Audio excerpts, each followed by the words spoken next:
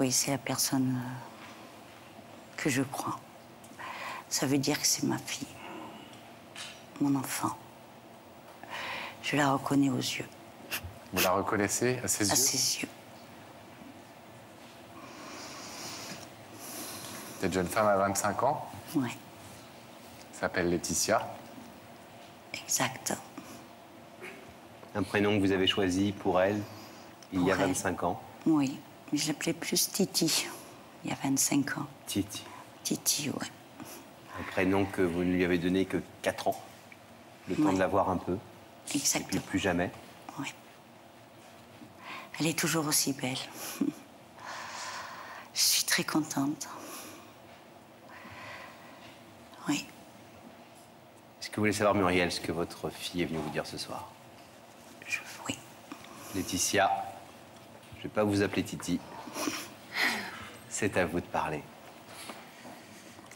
Bonsoir. Laetitia. Je pense qu'on va essayer de se tutoyer, ce sera peut-être plus simple. Oui, exactement. Je suis venue ce soir, je pense, pour... En priorité, c'était pour mettre un visage sur un nom. Je suis aussi venue avec l'idée qu'on apprenne à se connaître. Je suis pas là pour juger, parce que je n'ai pas à juger quoi que ce soit. L'histoire, je la connais. On a simplement, je pense, beaucoup de choses à se dire. J'ai aussi un petit garçon qui serait peut-être content de voir sa grand-mère. Je pense qu'on a des choses à faire ensemble. Je le pense aussi, Laetitia. Énormément de choses à rattraper. Je voulais que tu saches que tu m'as toujours manqué énormément. J'ai pris un choix très dur il y a quelques années. J'en ai beaucoup souffert et je pense que toi aussi. Je pense que... il se passera ce qui se passera et laissons le passé là où il est. Voilà. Et allons vers l'avenir, qui sera Ouais. beaucoup mieux, je pense. Oui, je pense aussi. Comment s'appelle ton petit garçon, sans indiscrétion? Il s'appelle Yanis et il a 6 ans cette année. Très bien. Voilà. Très bien. Muriel, est-ce que c'est une situation dont vous avez souvent rêvé? Celle de vous trouver enfin face à Laetitia, même si c'est pour l'instant via des écrans de télévision? Énormément. Énormément. Ça fait 22 ans que je pense à elle, hein, très très fort. C'est vrai que j'ai été obligée de la laisser, vu ma situation. Laetitia sait que...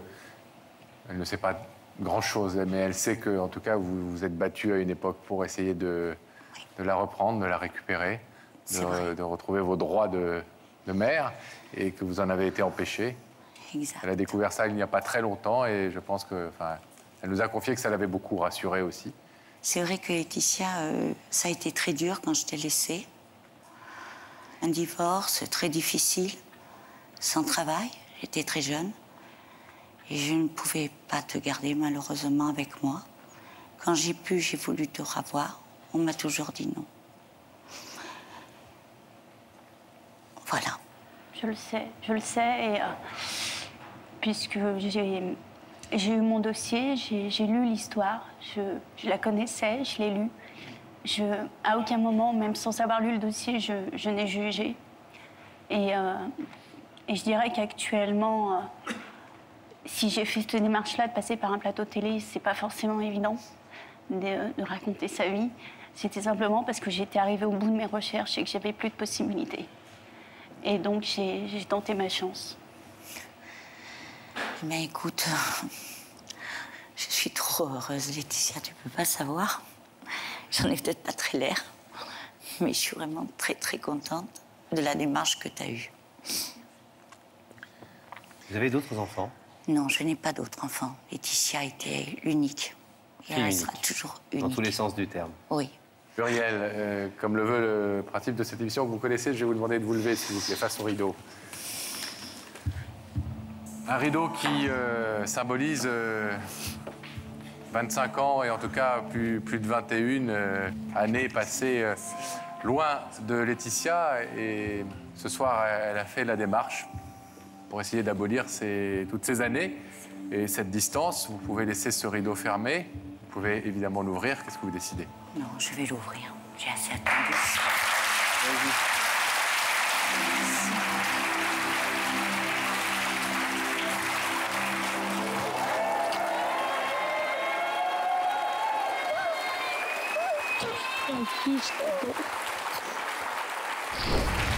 La retrouvaille, les magnifiques retrouvailles de Laetitia et Muriel. Et on va recevoir maintenant sur le plateau, 20 ans plus tard, Laetitia et sa famille. Ces 3 filles, Regardez. Perla, Stella et Sony.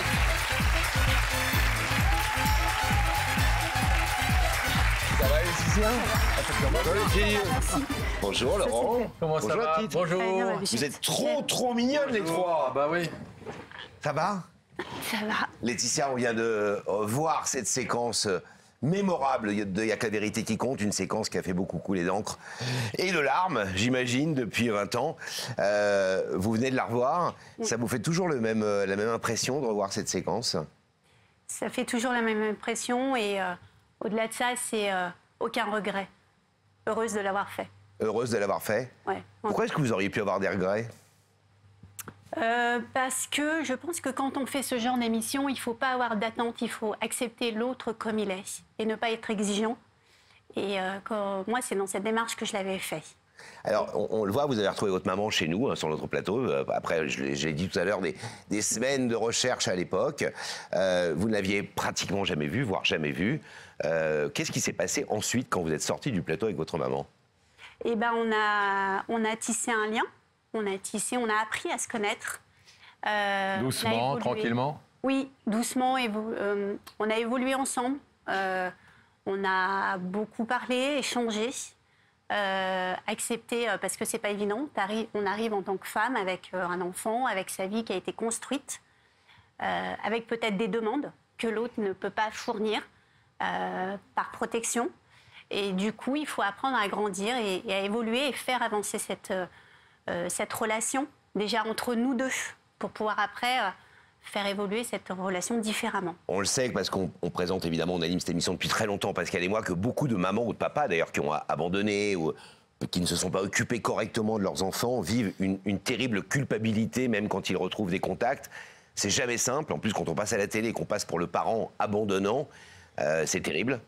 C'est une image qu'on n'a pas envie de rendre. Est-ce que ça a été le cas de votre maman? Est-ce qu'elle a vécu aussi dans ce côté je me sens coupable et dans ma relation avec toi que je reconstruis, j'ai toujours ce fond de culpabilité Alors, elle l'a eu, mais j'ose penser avoir été suffisamment bienveillante pour ne pas lui faire ressentir et pour pas voilà, pour passer à autre chose. Bon. Une fois que l'action, l'histoire, on la connaissait. Donc c'est bon, on passe. Vous avez vécu une histoire avec votre maman qui a duré assez longtemps, hein, puisque mine de rien, vous êtes resté avec elle presque 20 ans, non, mais après notre passage dans l'émission. Oui, après, ouais. Et malheureusement, il faut donner une information, sinon on aurait eu avec plaisir, on l'aurait invité sur ce plateau aujourd'hui. Votre maman est décédée il y a quelques mois, donc l'histoire est fermée, entre guillemets, aujourd'hui, bien sûr, même si elle reste ouverte dans votre cœur, j'imagine. Et puis surtout... Alors, c'est quoi ces 3 merveilles Votre maman les a connues, vos filles? Oui, ouais. oui. Et ben, ouais, la connue. Sony, Stella et Perla. Oui. Alors, qui est Sony? C'est moi, Sony. Sony. T'es la plus grande, toi? Oui. Quel âge tu as? J'ai 16 ans. 16 ans. Moi, c'est Stella. J'ai 14 ans. 14 ans. Et Perla. Quel âge as-tu, Perla? 16 ans. Oh. Vous êtes trop belle.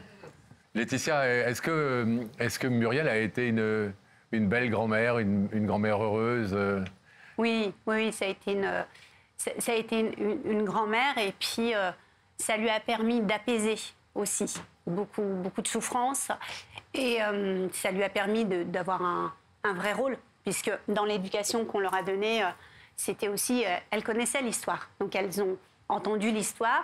Mais c'était pas, entre parenthèses, c'était pas leur histoire, c'était la mienne. Bien sûr. Donc il y a eu un vrai lien de grand-mère à petite fille.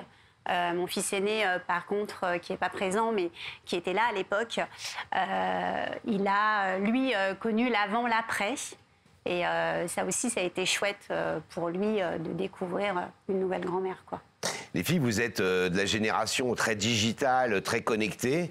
J'imagine que l'histoire de votre maman, eh ben, vous l'avez vue sur YouTube, vous l'avez vue sur Facebook, vous l'avez vue sur TikTok. Enfin, vous avez dû, votre mère est très présente sur le digital et cette histoire a été vue et revue des millions de fois. Est-ce que vous avez trouvé votre maman courageuse dans cette démarche? Moi, oui. Franchement, je sais pas, ça m'a fait quelque chose quand j'ai regardé l'émission, alors ouais. Ouais, vous avez eu un peu de la peine pour elle, vous avez pensé à son enfance, qui n'a pas été simple, etc., c'est ça? Et la chance que vous avez, vous, toutes les trois, d'avoir, et votre frère aîné, d'avoir une maman auprès de vous en permanence. Ce n'est pas le cas de tout le monde, malheureusement. Oui, c'est ça. Toi aussi, on t'en parle un peu à l'école? Moi, non, mais, Non, faut pas le mais je suis rapprochement. quand même contente qu'elle l'ait fait. Ouais. Fallait le faire. Laetitia, c'est formidable parce qu'on a l'impression de vous retrouver. Tu veux dire que tu vas faire un compliment? Tu veux dire qu'elle a moins changé que nous? Ah bah oui, beaucoup moins, oui. On a l'impression de vous retrouver comme si c'était hier. C'est incroyable. Est-ce que vous avez le sentiment quand même que ça a changé votre vie à partir du moment où elle a été auprès de vous? Oui, oui, bien sûr, ça change un cours de vie. Puisque à partir de ce moment-là, on met des mots sur des situations, on met des mots sur un caractère, on met des mots sur plein de choses. Et puis parce que aussi on évolue avec les amis de maman et puis ils disent « Ah purée, je retrouve ta mère quand je te vois faire ça ». Donc il y a des moments de vie qui sont captés comme ça, qui sont quand même super intéressants et qui sont quand même agréables. Et puis ça permet de dire, de savoir qui on est et quelque part d'où on vient. Et ça aussi, c'est quand même important, malgré tout, dans la vie. On a vu dans la rediffusion là, de cette séquence le bonheur qui était sur son visage, le bonheur de vous retrouver. Ah, c'était certainement l'un des plus beaux jours de sa vie, en vrai. Hein. Oui, oui, oui. Et puis, bon, c'est vrai que là, malheureusement, elle est décédée, mais ça a permis de discuter avec certains de ses amis et qui m'ont dit qu'il y a eu un avant et un après, même pour elle. Donc, c'était aussi quelque chose d'hyper intense. Et, ça venait refermer quelque part une blessure avec laquelle elle vivait depuis de nombreuses années. Elle nous l'avait dit sur le plateau d'ailleurs. On avait clairement questionné là-dessus. Elle nous avait dit que c'était quelque chose qui la tourmentait depuis toujours, évidemment, cet abandon et le fait qu'elle ne se soit pas occupée de vous. Donc je pense que c'était une façon aussi peut-être de retrouver un peu de lumière. C'était oui. Et puis une façon de se, ouais, entre parenthèses, de se pardonner à elle-même et que voilà, il n'y avait pas de jugement. Et ça, c'est le plus important pour moi, en tout cas. Vous êtes resté magnifique. Vous avez 3 filles absolument magnifiques. J'imagine que vous êtes totalement heureuse aujourd'hui. Je suis totalement heureuse, effectivement. Ça nous fait plaisir d'avoir des témoins qui sont passés chez nous il y a très longtemps et qui sont pleins de bonheur et qui sont radieux comme vous l'êtes. Oui, mais les filles, vous brillez là, vous êtes toutes belles, hein. Magnifique. Passage à la télé oblige. Dans 20 ans, vous viendrez nous raconter ce que ça vous a fait de passer en 2024 dans La Vérité qui compte. Bon, en tout cas... Merci en tout cas. Plein de bisous à l'aîné aussi. Et puis, on vous laisse remarquer. Merci Laetitia, à bientôt. Salut. Au revoir. Salut chérie, t'es trop jolie toi. Au revoir Sonia. Attention, hop. Salut. Merci beaucoup. À plus. À plus.